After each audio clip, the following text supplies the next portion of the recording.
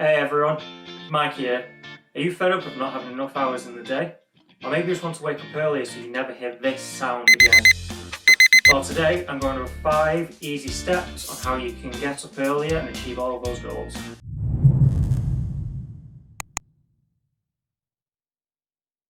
So let's get started. First, we're going to build a strong foundation by outlining a good nighttime routine. Humans as a species are really successful, and part of that is down to our ability to match patterns subconsciously in our brains. And going to sleep is no different. We want to build up this pattern and this routine so that our brain knows that it's time to wind down for bed. So it can be something as simple as brushing your teeth and washing your face every time before you go to bed at the same time. Or you can add in your own personalised rituals. Maybe you're going to take 30 minutes to read a book, or maybe you're going to do some form of self-meditation. It can be whatever works for you. Just make sure you do it consistently around the same time, and it'll be a trigger for your brain to let you know that you need to start winding down. You knew this was coming even before you clicked on the video.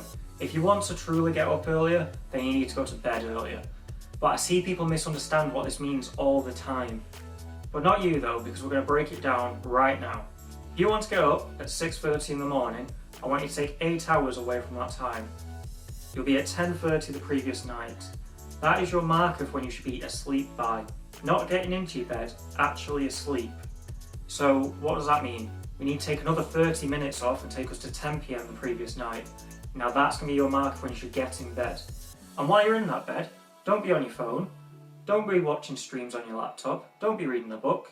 You're in that bed to fall asleep, no other purpose. And if you find that you're doing this, but you're not getting up as early as you want, shave an extra 15 minutes off. Go back to 8:45, then 9:30, then 9:15, and so on. And keep doing that until you get up at the time that you want. And once you're at that time, and that feels comfortable, you can then start to bring it in. Start going to bed a tiny bit later. Just make sure that you get your 7 or 8 hours sleep so that your body gets time to feel refreshed and rejuvenated, because we don't want to wake up early and suffer from a lack of sleep, because that's going to be detrimental to anything that we want to do in the morning. So this is an important one. You need to know your why. Your why is your reason for getting up early in the morning and not just going back to sleep. It can be anything.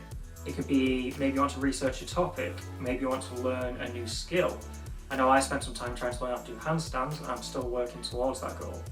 But ultimately you just need to find a reason that will make it easy for you to get up and out of bed in the morning. And if you find your why, do me a favour, leave a comment down below and tell me what it is, because I'd love to hear from you. That's right, I want you to throw out that alarm clock. Now, I know that sounds daunting, but just listen to me for a sec. Waking up naturally is one of the best things you can do to kickstart your day. You're going to feel more energised, you're going to feel more alert, and it's going to be so much easier to get out from under those covers. But I understand if you're like me, maybe you have a job and you don't want to risk oversleeping. So what can we do about that?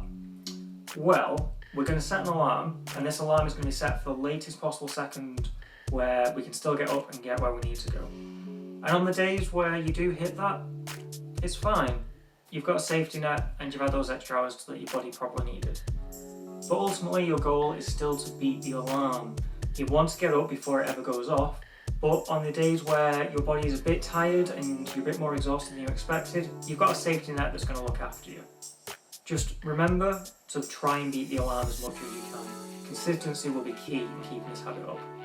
So here we are, my final tip for you, and that's all about investing in your sleeping setup.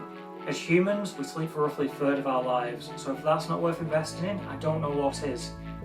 But I'm not just talking about your mattress with this. Sure, you can go to town with firmness, memory foam and all that good stuff, but don't forget about the other aspects of your sleeping arrangement.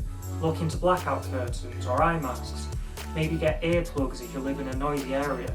And if you are going to ignore my last step, and you are going to keep that alarm clock, look into sunrise alarm clocks. They work to wake you up in a much gentler fashion than the standard ones do. Ultimately, you need to find out what works for you, and that could be completely different to what the next person needs. All I can do is emphasise not to skip this step, because anything that improves your sleep is going to pay dividends down the line. So do it, invest in your sleep. Learning to wake up earlier definitely improved my life, and I can't wait for you to start reaping the benefits. Listen, it's going to be hard at times, and sometimes you might not get up when you want, but stick with it, I know you can do it. And with that, that's all I've got for you today. If this video helped even a little, please consider leaving it a like, subscribe for future content, and don't forget to leave me a comment down below telling me your whys. I would love to hear from you and find out how you're going to make the most out of your day. Until next time, I'll see you later.